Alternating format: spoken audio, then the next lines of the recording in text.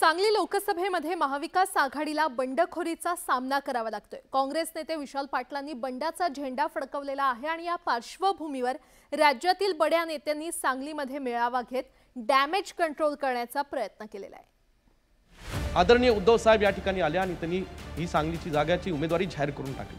असं होतं लोकशाहीमध्ये। त्यांचं म्हणणं होतं की आम्ही कोल्हापूरची जागा जी आमची होती, खासदार आमचा होता, ती आमची सोडलेलीच, आम्हाला ही जागा पाहिजे। नाही मिळाली, निर्णय झाला आणि हा निर्णय काँग्रेस श्रेष्ठींच्या पातळीवर झालेला आहे। तुम्हाला जेवढं दुःख झालं त्याच्यापेक्षा जास्त दुःख मला झालं।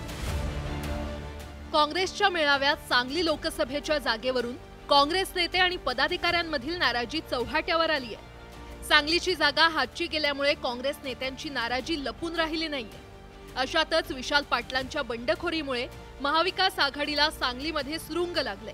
या बंडाच्या पार्श्वभूमीवर डॅमेज कंट्रोल करण्यासाठी राज्यातील प्रमुख काँग्रेस नेत्यांनी सांगलीमध्ये पक्ष कार्यकर्त्यांचा मेळावा घेतला। या मेळाव्यात आमदार विश्वजित कदम यांनी उद्धव ठाकरेंवर टीकास्त्र डागलं।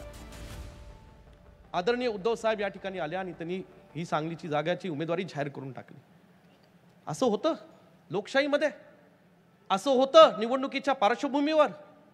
आज या जिल्ह्यामध्ये जर आम्ही काँग्रेस पक्षाचे आमदार कार्यकर्ते असेल जर किमान आम्हाला विचारायचं तरी की काय करायचं। एक तर जागा देणं चुकीचं होतं हे आमचं ठाम मत आहे आणि या मताशी मी कधी बदलणार नाही। ठाम मत होते माझं। महाविकास आघाडीच्या जागा वाटपात सांगलीची जागा काँग्रेसनं प्रतिष्ठेची केली होती, पण कोल्हापूरच्या जागेसाठी सांगलीच्या जागेवर पाणी सोडावं लागलंय। एक एक जागेकरता घासून घुसून करीत असताना 3-4 जागांवर खूप कठीण परिस्थितीतून अडचणीतून आम्ही गेलो। तुमचा दबाव काही कमी नव्हता आमच्यावर।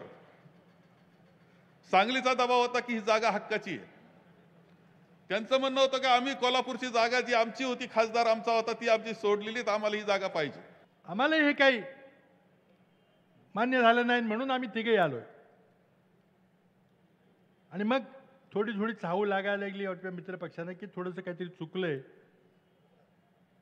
त्यामुळे आता काय करायचं। मग पुरा पुढचा टप्पा सुरू झाला।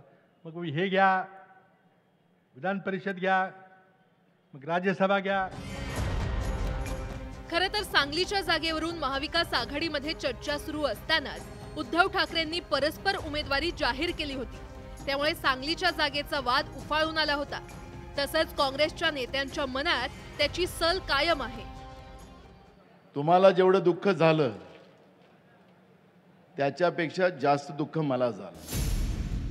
एकीकडे काँग्रेसच्या नेत्यांनी मेळावा घेत काँग्रेस पदाधिकाऱ्यांची समजूत काढण्याचा प्रयत्न केला, तर दुसरीकडे उद्धव ठाकरेंच्या पक्षानं विशाल पाटलांवर टीकेची झोड उठवली आहे। भारतीय जनता पक्षाला सांगलीची निवडणूक सोपी जात नाहीये। डबल महाराष्ट्र केसरी चंद्रहार पाटील हे झपाट्यानं पुढे जात आहे, लोकांचा त्यांना पाठिंबा मिळतोय। त्याच्यामुळे घराघरात लिफाफे वाटण्यासाठी भरलेले त्यांनी भाजपने दुसरा एक उमेदवार अप्रत्यक्षपणे मैदानात आणलाय का, या संदर्भात लोकांच्या मनामध्ये शंका आहे। सांगलीतील विशाल पाटलांची बंडखोरी उद्धव ठाकरेंप्रमाणेच काँग्रेस नेत्यांसाठी डोकेदुखी ठरली आहे। विशाल पाटील अपक्ष निवडणूक लढवण्यावर ठाम असल्यामुळे सांगलीत तिरंगी लढत होऊ घातली आहे। काँग्रेस कार्यकर्त्यांची आता नाराजी दूर करण्यासाठी राज्यातील काँग्रेसच्या प्रमुख नेत्यांनी सांगलीमध्ये पायधूळ झाडली आहे। Bureau report, news 18 Lokmat.